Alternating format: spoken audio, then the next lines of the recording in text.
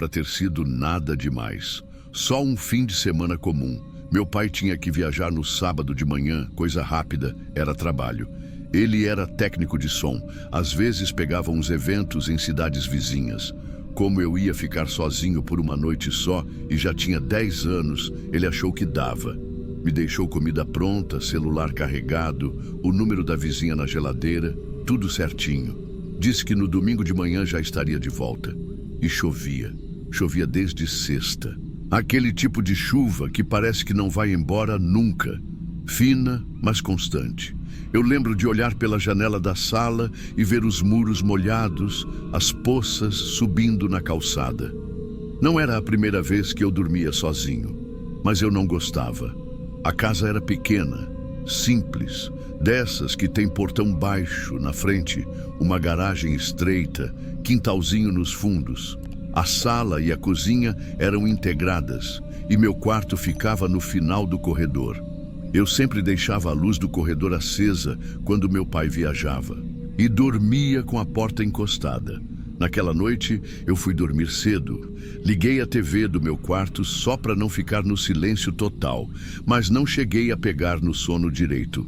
Umas 11 da noite, acho, ouvi um barulho na cozinha. Pensei que fosse coisa da minha cabeça. O telhado fazia muito estalo quando chovia, e de vez em quando os gatos da vizinha pulavam do muro e passavam pelo nosso quintal. Só que depois de um tempo, a luz da cozinha acendeu, sozinha. Eu vi o clarão por baixo da porta. Meu corpo travou na hora. Fiquei esperando alguém falar, tossir, andar... Mas nada, só a luz acesa. Criei coragem, fui até a porta do quarto, abri devagar e chamei. Nada. Fui até o corredor com o coração na garganta. Quando cheguei na beirada da cozinha, dei só uma espiada e tinha alguém lá. Uma mulher, de costas mexendo em alguma coisa em cima da pia. O cabelo todo grudado no pescoço, como se tivesse tomado chuva. Ela usava uma blusa velha, esgarçada nos ombros. Eu lembro de notar a mancha na barra da blusa. Era escura, molhada, o chão estava sujo também, pegadas de barro. Fiquei mudo, não sabia se corria, se gritava. Só fiquei parado, até que ela se virou e disse: "Você deixou a luz do banheiro acesa." De novo. Minha perna falhou porque eu conhecia aquela voz. Era a minha mãe. Só que minha mãe tinha desaparecido fazia mais de 3 anos e ela nunca soube onde a gente morava depois que o pai pediu a guarda. Ela ficou me olhando como se nada tivesse acontecido, como se fosse normal, como se fizesse parte da casa. Só que minha mãe não devia saber onde a gente morava. Depois que ela sumiu, meu pai trocou de número, mudou a gente de endereço, não deixava foto minha em lugar nenhum. E mesmo assim, ela estava ali. "Você cresceu, né?" Ela falou, e foi chegando perto. Eu dei 2 passos para trás. Senti meu corpo tremendo e a garganta secando. Não era só susto. Era um medo estranho, misturado com uma vontade de entender ou de correr ou de chorar. Tudo junto. A pele dela estava pálida, os olhos meio fundos. Mas o sorriso parecia normal, familiar. Era pior assim. Ela olhou em volta devagar. Disse que o tapete tinha mudado. Perguntou se a toalha do banheiro ainda era azul. Disse que o feijão do pai sempre queimava no fundo da panela. Coisas que ela não devia saber. Coisas que ela não tinha como saber. E aí eu vi que ela segurava uma faca. Na outra mão tinha outra. Uma faca diferente. Não era nossa. Nunca tinha visto aquela. Ela reparou que eu estava olhando e disse assim, baixinho: "Eu só queria achar onde ele escondeu você." Eu perguntei, "Quem?" Mas acho que minha voz nem saiu direito. Só que ela respondeu mesmo assim: "Seu pai. Ele me escondeu você. Achava que eu não ia lembrar." Nessa hora eu recuei até o corredor e fechei a porta do meu quarto. Tranquei. A mão tremia tanto que eu mal conseguia girar a chave. Peguei o celular. Liguei para o meu pai primeiro, mas ele não atendeu. Devia estar no palco, em alguma montagem. Liguei direto para o 190 depois. A mulher do telefone falou para eu ficar trancado, que iam mandar uma viatura. Do lado de fora da porta, ela começou a falar comigo, calmamente, como se estivesse lendo uma história. Disse que eu estava com febre, que ela ia me dar banho e cortar a manga da camiseta que estava apertando. Disse que ia colocar a flor do velório de volta no bolso da calça, que não era para ter tirado. A voz dela era calma, mas com um tom que me dava enjoo, como se estivesse falando com outra pessoa ou lembrando de alguma coisa que nunca aconteceu. A polícia chegou menos de 20 minutos depois. Eu ouvi o portão bater, os passos no corredor. Quando abriram a porta do quarto, ela já estava sentada no sofá, com as facas no colo, esperando.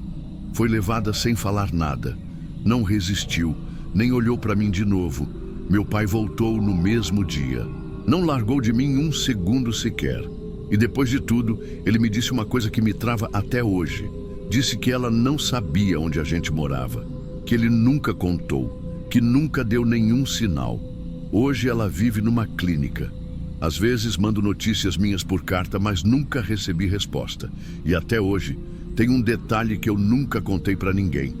Na semana passada, lavando louça à noite, escutei 3 batidinhas no portão, baixinhas. E uma voz que dizia, apagou a luz do banheiro hoje, né?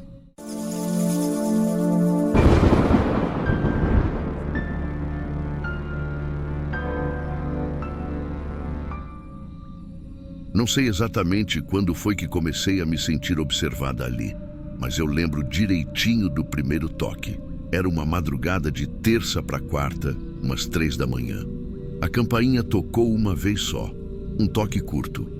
Eu acordei no susto, levantei meio grogue e fui até a porta. Olhei pelo olho mágico, nada, silêncio total lá fora. Na hora, pensei que fosse algum bêbado perdido, ou sei lá, algum moleque fazendo trote. Taubaté tem dessas às vezes, mas foi só isso. Voltei para a cama. Só que, na noite seguinte, a mesma coisa, mesmo horário, 3h18. E eu sei o horário porque dessa vez eu estava com o celular na mão. Tinha acabado de desbloquear a tela quando tocou. Aí eu já achei estranho. Achei muito coincidência ser no mesmo horário. Fui mais devagar até a porta. Dei uma olhada pela cortina, pela lateral. Não tinha ninguém, nem um barulho, nem passo, nem carro, nem cachorro latindo, nada. Eu tentei me convencer de que era paranoia, que devia ter ouvido coisa da minha cabeça. Só que não era, porque aí veio a terceira noite. Na terceira vez, eu nem consegui dormir direito. Fiquei inquieta, me sentindo meio tonta, meio desconfiada de tudo. Tava ansiosa, nervosa, e por volta das 3, eu levantei e fiquei sentada no sofá da sala esperando. Juro pra você, eram 3h18 cravado quando tocou de novo. Só um toque, seco. Fui direto pro olho mágico. Não tinha nada, nem sombra. E aí me deu um nervoso que eu não sei explicar. Eu comecei a pensar que talvez fosse algum problema no sistema elétrico da casa, ou que o interfone tivesse algum mau contato. Esse sobrado onde eu estava morando era meio antigo, sabe? Um bairro tranquilo até demais, com poucas casas por perto. Atrás tinha só um terreno baldio e do outro lado da rua tinha uma casa fechada fazia meses. Eu tinha alugado ali por causa do preço. Barato e seguro, segundo o corretor. Tinha interfone, câmera na entrada e uma tranca boa. E como eu tinha acabado de me separar, estava tentando recomeçar sem gastar muito. Achei que estava fazendo a escolha certa, mas na quarta noite, eu não consegui mais fingir que era coisa da minha cabeça. Fiquei acordada de propósito. Sentei ali na escada, de frente para a porta.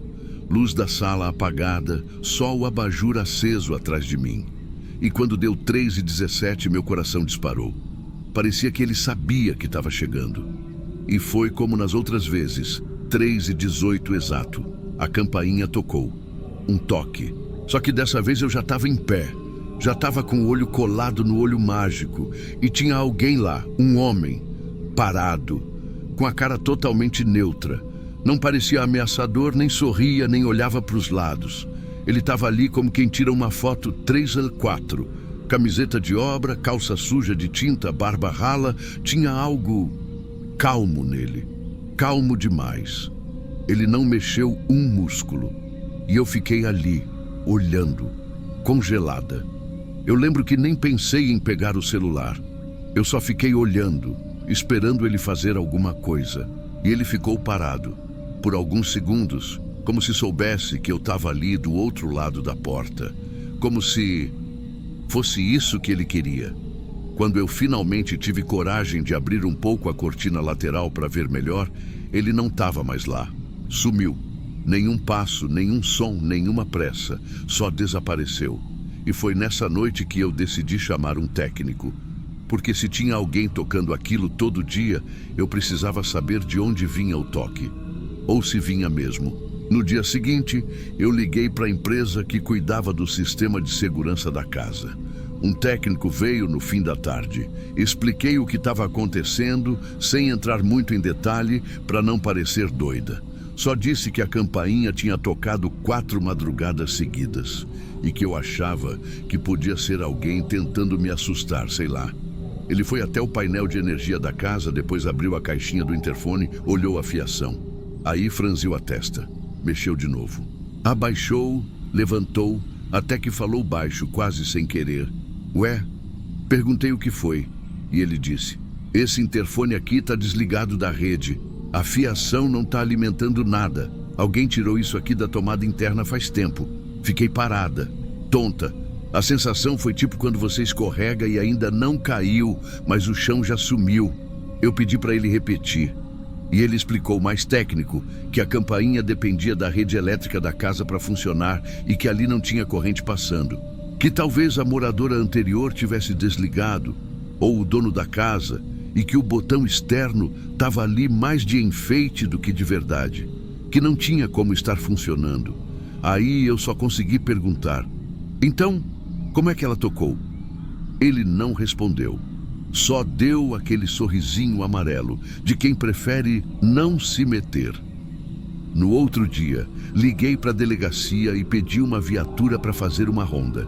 Expliquei que alguém aparecia na porta de madrugada que eu já tinha visto e que estava com medo. Os policiais vieram mais por protocolo. Um deles foi até a porta, perguntou se tinha câmera.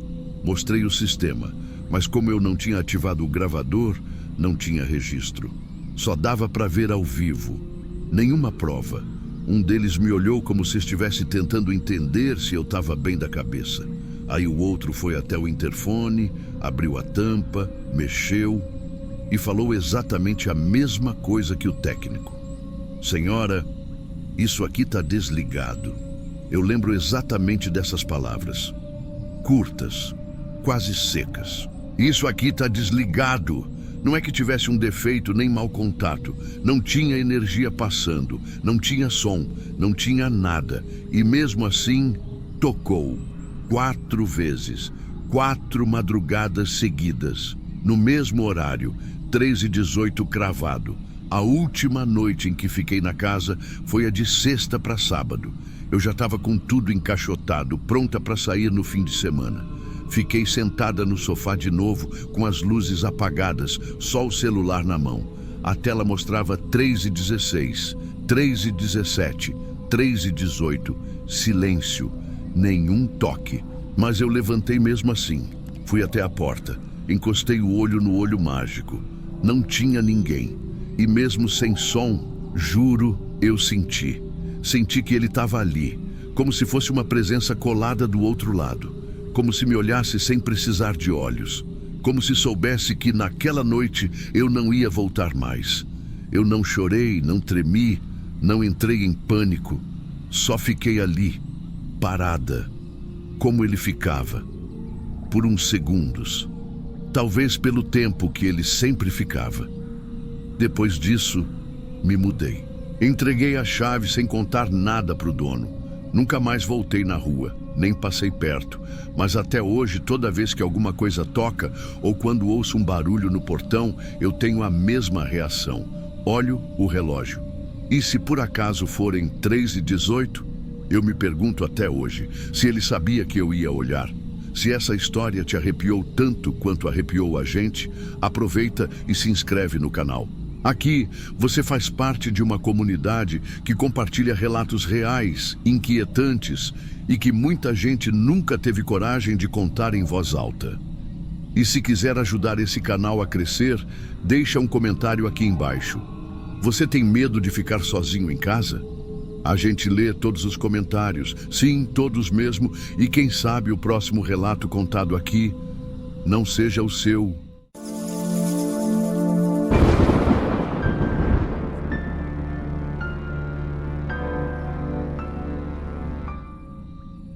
Eu fui burra de achar que o pior da cirurgia era a dor, que o mais difícil seria ficar sem poder dobrar a perna ou depender dos outros até para ir no banheiro. Não era. O mais difícil foi perceber, tarde demais, que alguém sabia exatamente quando eu estaria vulnerável. E pior, já estava ali. A cirurgia foi no começo da semana. Uma artroscopia no joelho simples, mas que exigia uns bons dias de repouso absoluto. Meu marido tinha viagem marcada com nosso filho para ver a mãe dele, que está bem mal de saúde. A gente conversou. Ele até queria cancelar, mas eu insisti que fosse. Aqui em casa estava tudo sob controle. Eu só precisava ficar quieta, tomando os remédios certinhos, e a diarista viria uma vez por dia para me ajudar com as coisas mais pesadas. Na sexta-feira, a casa estava silenciosa demais. Chovia fino desde a madrugada. Aquele tipo de chuva que não para nunca e que deixa tudo úmido e com cheiro de pano molhado. Eu passei boa parte do dia no sofá, com a perna esticada e o edredom por cima. A TV ligada meio no automático e o celular sempre perto, porque eu estava anotando os horários dos remédios para não misturar. Ali pelas 4 da tarde, eu senti um cheiro estranho vindo do corredor dos fundos. Era um cheiro forte, tipo produto químico, sabe? Mas não era nada que eu conseguisse identificar com certeza. Eu até pensei que a diarista tinha deixado algum balde com desinfetante aberto. Levantei com esforço, me apoiando nas muletas, e fui ver. O balde estava lá no banheiro de serviço, mas num lugar esquisito. Ele estava mais afastado da parede do que o normal, tipo se alguém tivesse usado e colocado de qualquer jeito. Estranhei, mas voltei para o sofá. À noite, percebi que a janelinha da área de serviço estava entreaberta. E eu juro que fechei aquela janela na noite anterior, porque estava ventando muito. Mas vai saber, remédio, sono picado, dor. Comecei a pensar que talvez eu estivesse esquecendo das coisas. No sábado, a sensação de que tinha algo errado foi crescendo. Eu acordava no susto por causa de barulhos mínimos.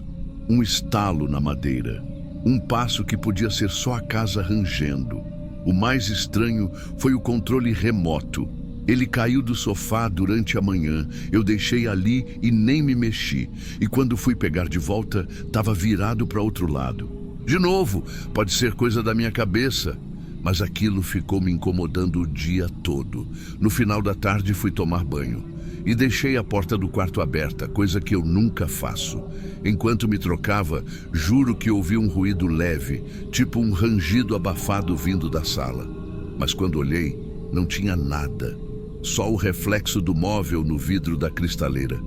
Eu não comentei com ninguém, nem mandei mensagem para o meu marido, porque na minha cabeça tudo era explicável. Era o efeito dos remédios, o cansaço, o silêncio da casa que eu não estava acostumada. Mas à noite tudo ficou claro, assustadoramente claro. Era quase meia-noite quando a TV trocou de canal sozinha. Eu estava quase pegando no sono e o susto me fez segurar o controle, que estava do meu lado. Apertei uns botões, nada aconteceu. A tela voltou ao normal do nada. Joguei a culpa no sinal da internet, mas dessa vez o medo bateu de um jeito diferente. Me deu uma vontade irracional de verificar as portas. Fui mancando até a porta dos fundos. Ela estava trancada, mas a trava interna, aquela que a gente gira por dentro, ela não estava encaixada, só encostada. E aquilo me gelou por dentro, porque eu lembro nitidamente de ter girado ela, escutado o clique. Voltei para a sala, sentei de novo. Tentei me convencer de que era coisa da minha cabeça. Mas aí, O que aconteceu em seguida não tem explicação. Do nada, um barulho seco, forte, de madeira, tipo um pá abafado que veio da cristaleira. Antes que eu conseguisse me mexer ou sequer pensar em levantar, um homem saiu correndo dali. Eu juro por tudo que eu tenho que aquilo não foi imaginação. Foi real. Ele saiu abaixado, tropeçando e correu pelos fundos. Não deu tempo nem de ver o rosto direito. Só o vulto, a camisa clara, a calça escura, o barulho dos passos batendo no piso frio. E o portão abrindo. E depois, silêncio de novo. Eu congelei. Travei ali no sofá, sentindo o coração na garganta. Liguei para a polícia tremendo tanto que quase deixei o celular cair. Quando eles chegaram, vasculharam a casa inteira. Nada de sinais de arrombamento, nenhuma janela quebrada, nada forçado. Só a porta dos fundos, com a trava removida por dentro. E um detalhe, o armário da cristaleira tinha cobertores de mesa e mantas dobradas. Dava para alguém se esconder ali, mesmo que fosse apertado. Na segunda-feira, quando a diarista chegou, eu comentei por alto, tentando entender se ela tinha visto algo. Ela negou tudo. Disse que a casa estava trancada na última vez que veio. Mas depois, meu marido me mandou uma mensagem com um print. Um story que ela tinha postado 3 dias antes. Mostrava a área externa da casa com a legenda "Trabalhando sozinha agosta" e a localização marcada. O post foi apagado e desde então a gente nunca conseguiu descobrir como aquele homem entrou. Se ele usou uma cópia da chave, se pulou e se escondeu. E essa é a parte que mais me tira o sono. Se ele entrou naquele mesmo dia, quando eu ainda estava na sala de costas para a porta, e só esperou eu ficar sozinha. Ele não levou nada, não mexeu em nada.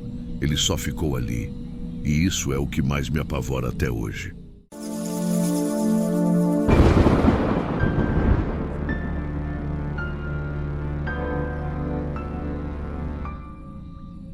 Eu só queria um pouco de paz. Depois de 5 anos morando com alguém que controlava até a cor da minha camiseta, eu só queria isso. Um canto pequeno, silencioso e que ninguém soubesse onde era. Consegui esse apartamento nos fundos de uma casa antiga em Santo André. Um lugar que ninguém notava passando na rua. O portão da frente era baixo, enferrujado, e o quintal parecia meio abandonado. O dono morava fora do estado e alugava pela internet. Preço bom, entrada discreta, janelas pequenas. Me servia. No começo foi estranho dormir sozinho, confesso. A casa era térrea e as janelas do banheiro e do quarto davam direto para o quintal lateral. Mas eram aquelas basculantes altas que quase não abrem e ficam escondidas entre o telhado e o muro. Eu achava que estava seguro. Passei os primeiros dias em silêncio. Acordava cedo, dava aula no conservatório, voltava à tarde e ficava no sofá assistindo qualquer coisa para não pensar muito. Ainda doía lembrar das discussões, das acusações, das cenas no meu trabalho. Ela tinha ido lá gritar no meio dos alunos, me chamar de traidor, dizer que eu ia pagar por tudo. O pessoal viu. Teve gente que parou de falar comigo depois daquilo, mesmo sem saber o que aconteceu de verdade.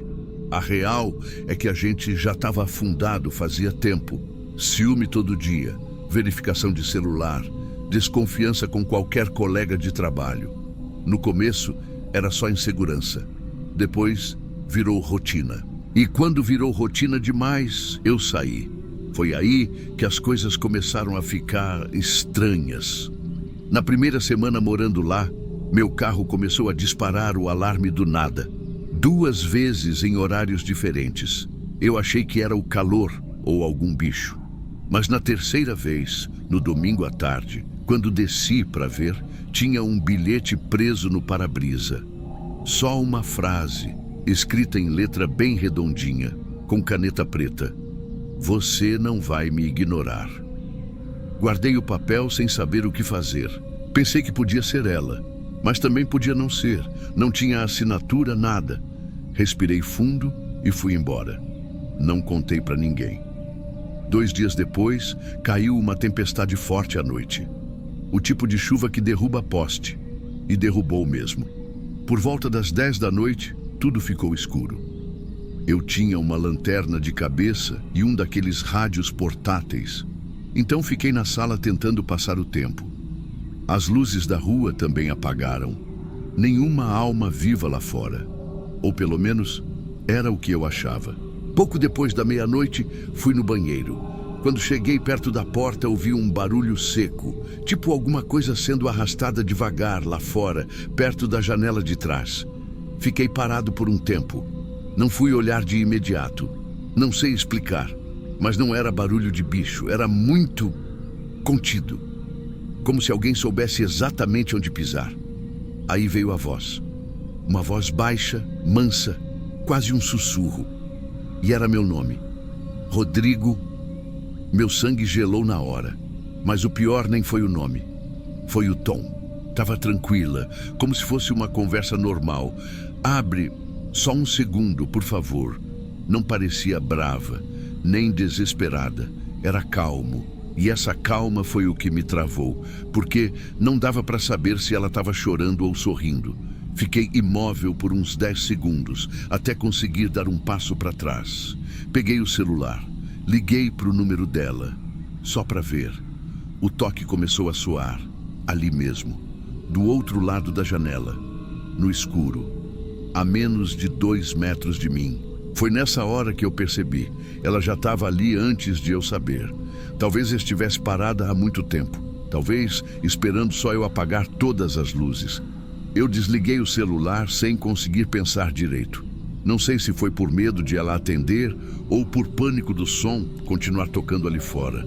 Fiquei parado por uns segundos, sem mover nada, só ouvindo. E o que me assustou mais foi o silêncio. Depois daquele sussurro, mais nada. Nem o toque do celular, nem passos, nem vento. Era como se o mundo inteiro tivesse prendido a respiração junto comigo.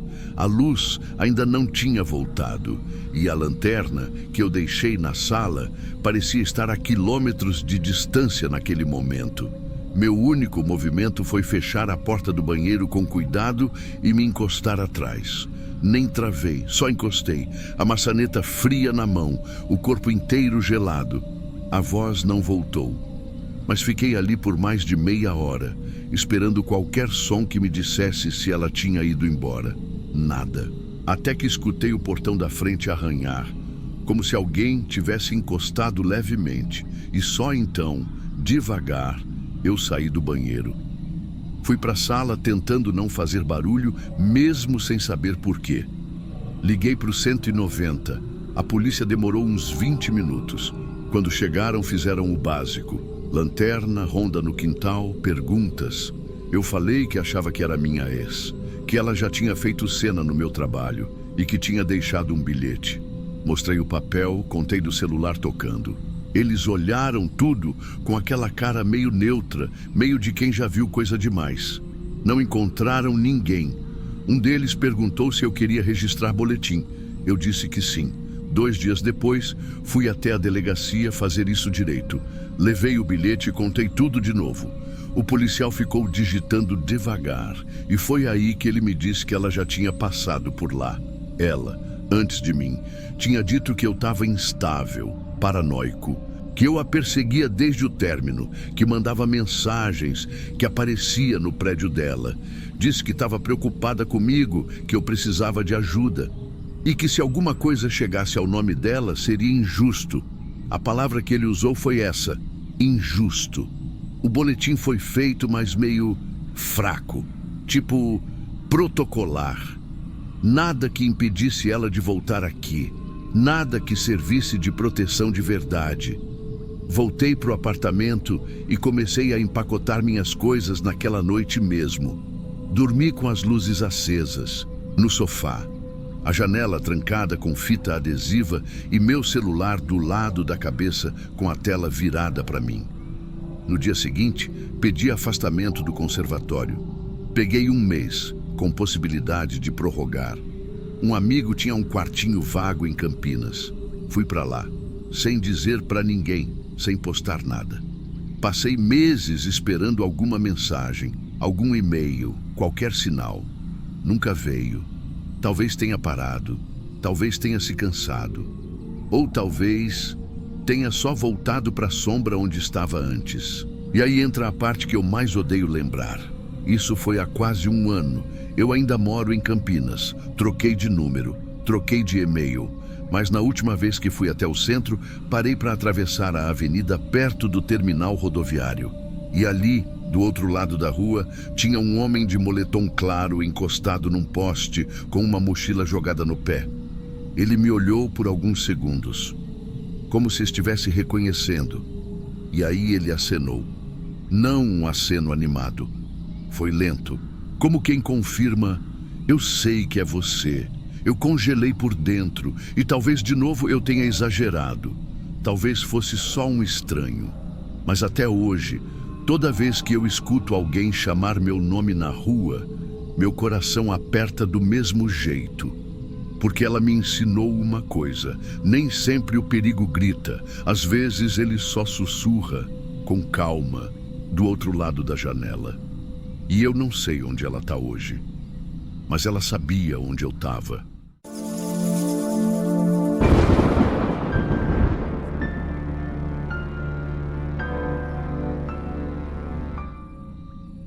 Ela me ligou às 3h27 da manhã para dizer que o café ia esfriar. Na hora, eu nem entendi direito. Achei que tinha ouvido errado. Estava dormindo, celular no silencioso, mas quando vi a chamada perdida e aquele horário, o coração já veio parar na garganta. Liguei de volta na mesma hora e ela só falou: fiz café, tá na mesa. Minha mãe tem 72 anos. Mora sozinha numa casa antiga em São José do Rio Preto, no mesmo bairro desde que eu era criança. Um bairro calmo, de ruas largas, quintais grandes, um silêncio que até hoje me estranha. Desde que meu pai se foi, ela praticamente não sai mais de lá. Eles tinham uma rotina simples, sabe? Acordavam bem cedo. Ele sempre ia primeiro para a cozinha, punha a água para ferver, ela passava o pó. E os dois ficavam ali conversando enquanto o dia nascia. Quando ele se foi, de forma tranquila, durante o sono, ela passou umas semanas sem nem entrar na cozinha de manhã. Deixava tudo apagado. Depois de um tempo, voltou a fazer café. Eu achei até bom. Sinal de que estava tentando seguir em frente, né? Só que aí começaram as coisas pequenas. Ligação em horário esquisito. Uma vez, foi no meio da tarde. Ela me disse que ele não apareceu ainda. Eu perguntei quem, e ela só respondeu: Zeca, ué. Zeca é meu pai. Outra vez, fui lá à noite e encontrei a mesa posta para dois. 2 xícaras, 2 pires, um pão cortado ao meio. Ela agia como se nada tivesse de errado. Me ofereceu café, perguntou do trabalho e disse que ele tinha saído só para buscar o jornal. Era uma terça-feira, 9 da noite. Ela disse isso olhando para a cadeira vazia com tanta naturalidade que eu congelei. Eu tentei levar de um jeito leve, sabe? Falei que estava cansada, que talvez ela tivesse confundido as horas, que podia ser só saudade. Mas por dentro, algo já não batia. Na semana seguinte, uma vizinha me mandou uma mensagem. Disse que tinha visto minha mãe varrendo o quintal e conversando sozinha. Disse com cuidado, mas eu senti o peso na entrelinha. Era tipo: tá tudo bem aí? Fui lá no mesmo dia. Ela me recebeu com carinho, como sempre. Me abraçou, sorriu. Mas quando a gente foi para a sala, vi que ela tinha colocado o chinelo do meu pai do lado da poltrona dele. Perguntei sobre aquilo. Ela riu e disse: ele não gosta que mexam nas coisas dele. Eu juro, naquele momento, eu quase chorei. Porque não era só luto. Era como se ela realmente estivesse esperando por ele. Como se ele ainda estivesse ali. Comecei a ir com mais frequência. Dormia lá às vezes. Nas primeiras noites nada demais. Mas teve uma madrugada. Ela estava na cozinha. 3 da manhã. Eu ouvi barulho de talher, xícara. Me levantei e fui devagar. Ela estava de camisola, sentada à mesa. A luz estava acesa, mais baixa, e na frente dela, uma xícara vazia. Ela mexia o açúcar no ar, como se estivesse adoçando o café de alguém que não estava ali. E disse bem baixinho: "A menina não entende, né, Zeca?" Meu corpo travou. Eu senti o chão gelar sob os pés. Ela olhou para o lado da cadeira como se esperasse resposta. Eu não quis assustar. Falei o nome dela baixinho. Quando ela me viu, levantou devagar e falou firme: "Você quer que ele vá embora de novo?" Ela me empurrou, não com força, mas foi a primeira vez que ela reagiu como se eu fosse uma ameaça, como se eu fosse a intrusa. No dia seguinte, levei ela no médico. Disse que era só um check-up, só para manter os exames em dia, e ela topou sem fazer perguntas. No fundo, acho que sabia. Só não queria ser a primeira a dizer em voz alta. Enquanto a gente esperava na recepção, ela ficou apertando o anel de aliança no dedo como quem distrai a cabeça. Às vezes, sorria para a parede como se lembrasse de alguma coisa boa. Teve um momento em que ela murmurou algo tipo: "Ele nunca gostou de hospital", e eu fingi não ouvir. Foi duro, porque ela não estava agressiva, não gritava, não falava coisas sem nexo. Ela só estava com ele, em tudo, no olhar, nos gestos, nas pausas. O médico conversou comigo em particular. Disse que o nome daquilo variava, que talvez fosse um início de demência, talvez não. Que o luto pode se agarrar em cantos da mente de formas imprevisíveis. Que o cérebro cria atalhos para sobreviver. Ele recomendou a avaliação mais completa. Um internamento curto, só para observação. Eu assinei o papel como se estivesse traindo alguém. Quando ela perguntou o que era, eu disse que era só para ela descansar uns dias. E ela respondeu com um sorriso cansado: "Mas e o café dele?" Na primeira noite no hospital ela ficou bem. Me ligou cedo, falou do quarto, perguntou se eu tinha levado as flores que ele gostava. No segundo dia, a enfermeira me chamou. Disse que ela estava pedindo 2 xícaras no café da manhã. Que dizia que ele estava só no banheiro, já vinha. Me doeu pensar que ela estava repetindo ali dentro a mesma coisa que fazia em casa. Como se o mundo real tivesse se tornado só pano de fundo, como se ele fosse mais real que eu. Eu comecei a duvidar de tudo. Voltei a pensar naquela madrugada, no jeito como ela falou com a cadeira vazia, na firmeza na voz quando disse: "A menina não entende, né, Zeca?" Não era teatro, não era confusão, era convicção. Era amor misturado com saudade em ponto de ebulição. E pior, parte de mim sentia inveja. Ela encontrou um jeito de não sentir dor. Eu que fiquei com a ausência em carne viva. O hospital manteve ela em observação por mais tempo que o previsto. Ajustaram medicação, fizeram exames, disseram que talvez o cérebro tivesse criado um tipo de rotina fantasma, como se a presença dele fosse um alívio para a memória. Mas ninguém explicava o jeito como ela sorria para o vazio. Como se visse. Na última visita, antes dela ser transferida para um espaço de cuidado prolongado, eu cheguei mais cedo. Fiquei parada na porta do quarto por um tempo. Ela estava sentada, encostada na janela, luz do fim da tarde passando por entre as árvores lá fora. Tinha uma mesinha ao lado com 2 xícaras. Ela segurava uma com as 2 mãos. A outra estava intacta. Eu entrei em silêncio. Sentei na poltrona. Não falei nada. Ela olhou para o corredor como se visse alguém vindo e disse com a voz serena: "Fiz do jeito que ele gosta. Forte, sem açúcar." Eu fiquei olhando para frente também. Mas não vi nada. Só a sombra da porta, um resto de sol e o barulho distante de um carrinho de medicação passando lá fora. Ela tomou um gole e sussurrou: "Agora sim, tá todo mundo aqui." E eu não tive coragem de negar, nem para ela, nem para mim.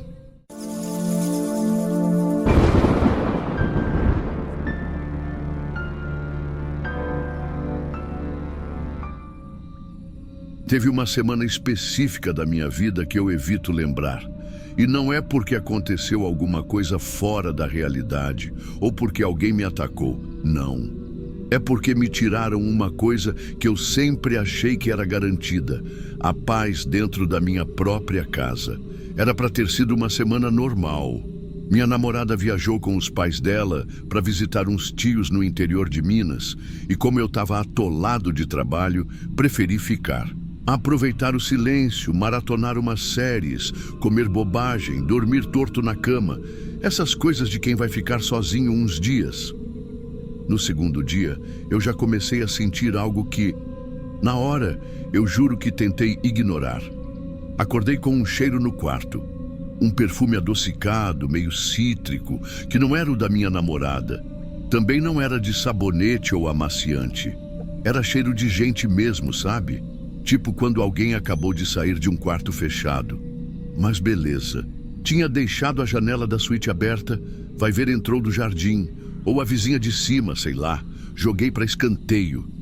Na noite seguinte, eu fui dormir mais tarde do que devia. Tinha ficado editando uns vídeos de um job, cansado, quase de madrugada. E por algum motivo, levantei umas 3 vezes para beber água. Na terceira, quando acendi a luz da cozinha, vi um dos copos que a gente guarda virado para cima. Mas ele estava com a boca virada para baixo e molhado. Na hora, minha cabeça tentou explicar tudo. A diarista tinha vindo 2 dias antes, talvez ela guardou assim e o copo não secou direito. Só que aí eu lembrei que eu mesmo lavei aquela louça. Não teve diarista naquele dia. Fiquei em silêncio, parado na cozinha, segurando o copo molhado na mão. Tentei rir da situação, voltei para o quarto, forcei o sono. Acordei no meio da madrugada suando, com uma sensação esquisita. Tipo aquela impressão de que alguém tá olhando pra gente, sabe? E o quarto tava com aquele mesmo cheiro de antes. Doce, enjoativo, mas agora mais forte. Quase como se estivesse no travesseiro. Eu levantei, acendi as luzes, chequei tudo. Portas trancadas, janelas fechadas, nada de estranho. Voltei a dormir com o coração meio acelerado, mas de novo, racionalizei. No outro dia fui trabalhar de casa normalmente. Mas na hora do banho, percebi uma coisa que fez minha espinha gelar. A toalha de rosto, que a gente costuma deixar dobrada na prateleira porque nunca usa, estava molhada. E não era uma pontinha, não. Estava úmida, pesada, como se alguém tivesse usado depois do banho. Ali eu travei. Sentei na privada com a toalha na mão, tentando buscar explicação. Será que eu mesmo usei e não lembro? Minha cabeça começou a bagunçar datas, horários.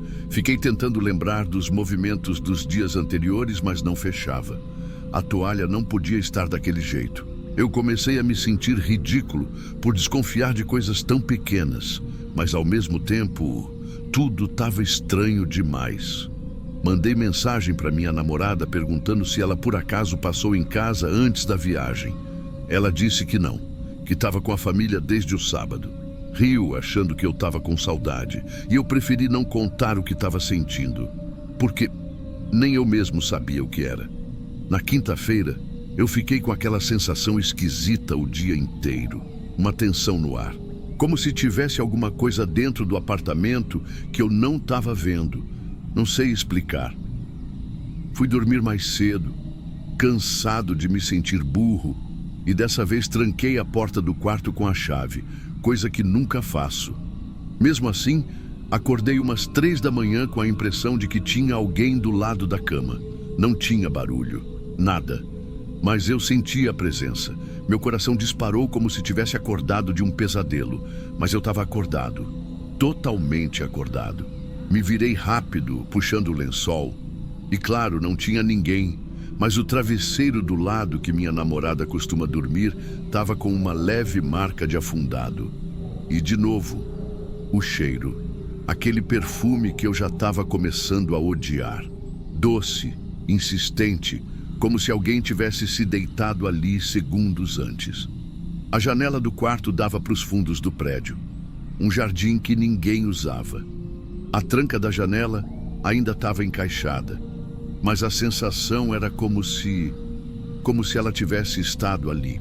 E foi nesse momento que eu comecei a me perguntar de verdade: será que alguém está entrando aqui? Será que eu estou surtando? Será que tem alguma câmera escondida? Algum ex-morador que nunca devolveu a chave? Mas ao mesmo tempo, Como que eu conto isso para alguém sem parecer completamente fora da casinha?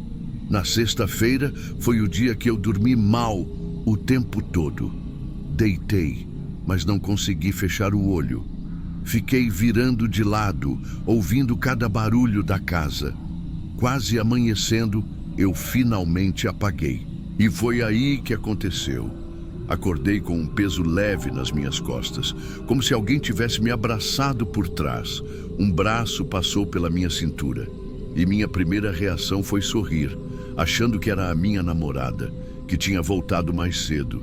Mas o cheiro me travou. Era aquele mesmo perfume. E a pele do braço não era dela. Demorei uns 2 segundos para me virar. E juro por tudo, quando olhei para trás, tinha uma mulher deitada comigo na cama. Ela estava com os olhos semi-abertos, como se estivesse acordando comigo, me olhando calada, como se fosse a coisa mais normal do mundo. E a expressão dela era serena, como quem estava vivendo uma cena de carinho. Na hora, eu gritei. Pulei da cama, bati a canela na quina da cômoda. Ela nem se mexeu, só me olhou e disse com a voz baixa, quase como se tivesse ensaiado aquilo a vida toda. Eu sabia que você ia perceber uma hora. Na hora que ela falou aquilo, meu corpo travou. Eu ainda estava em pé, com o coração batendo tão forte que dava para sentir na garganta. E a única coisa que eu consegui fazer foi correr para o banheiro e trancar a porta. Nem pensei. Tranquei por dentro e fiquei encostado ali, sem conseguir raciocinar direito. Eu suava frio e repetia em voz baixa: isso está acontecendo de verdade.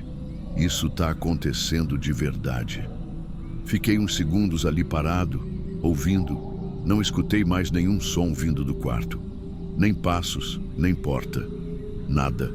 Peguei o celular que estava no bolso do short. Por sorte, ele estava ali. E liguei para a polícia. Falei baixo, tremendo, tentando explicar que tinha uma pessoa estranha dentro da minha casa, que eu não sabia como ela entrou, mas que ela estava ali, deitada comigo até segundos atrás, e que eu não conhecia, só tinha visto de longe, acho que umas 2 ou 3 vezes no elevador. Eu sabia que ela morava no 104, mas nunca nem troquei palavra com ela. A atendente da polícia pediu para eu manter a calma e ficar onde eu estava. Disseram que iam mandar uma viatura, e enquanto isso, eu fiquei trancado. Quando os policiais chegaram, demoraram um pouco para entrar, porque o portão do prédio era automático. Eu mesmo que abri o portão pelo aplicativo. Depois, escutei as batidas na porta da sala. Eu destranquei correndo e apontei direto para o quarto, explicando que a mulher podia estar lá dentro ainda. Eles entraram com cuidado, revistaram tudo. E o mais estranho, ela não estava mais lá. Revistaram o apartamento inteiro, inclusive a área externa dos fundos, mas nada. Nenhum sinal de invasão, nenhuma janela arrombada, nenhuma fechadura forçada. Nada.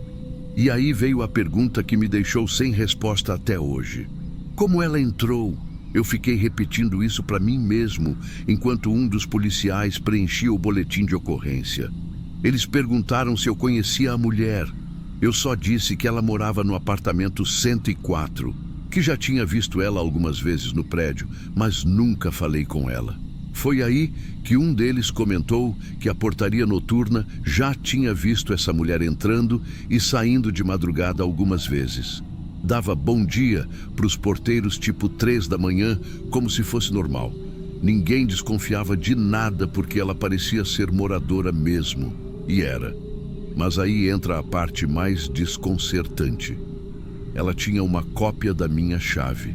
Eu só fui perceber isso porque, no sábado de manhã, já com a cabeça girando, fui revirar tudo, tentando entender. Lembrei que alguns meses antes, quando a gente ainda era novo no prédio, teve um dia que eu perdi o controle do portão. E por coincidência, essa mesma mulher me viu na porta tentando entrar e se ofereceu para me emprestar o dela por uns dias até eu conseguir outro. Na época, achei uma gentileza absurda. Agradeci 1000 vezes, devolvi depois de uns 3 dias. Mas agora Agora eu sei que aquele controle tinha vindo junto com a oportunidade perfeita. Não sei como ela fez. Se mandou copiar a chave, se entrou quando a gente viajava, se observava a nossa rotina, até saber exatamente quando eu estava sozinho. Mas a verdade é que ela tinha acesso e fazia tempo. Os porteiros disseram que às vezes viam ela parada no Jardim dos Fundos, olhando para o nosso apartamento. Quando perguntavam o que ela estava fazendo ali, ela sorria e dizia que estava só tomando ar. Mas ninguém nunca achou estranho porque ela era só uma vizinha esquisita, solitária, silenciosa, que usava vestidos longos e nunca incomodava ninguém. A polícia não encontrou nada de ilegal no apartamento dela, nada que justificasse manter ela detida. E como ela não me agrediu, nem levou nada, nem causou nenhum dano visível, acabaram deixando por conta da família dela. 2 dias depois, um dos parentes apareceu para buscar as coisas dela. Tava com a cara tensa, quase sem olhar na minha direção. Disse só que ela vinha passando por um período difícil e que ia morar com uma tia em outra cidade. Ninguém pediu desculpa, ninguém explicou nada. Só tiraram ela dali como se estivessem limpando uma mancha do prédio. Eu me mudei 1 mês depois. Até hoje, eu não consigo dormir com a porta do quarto destrancada.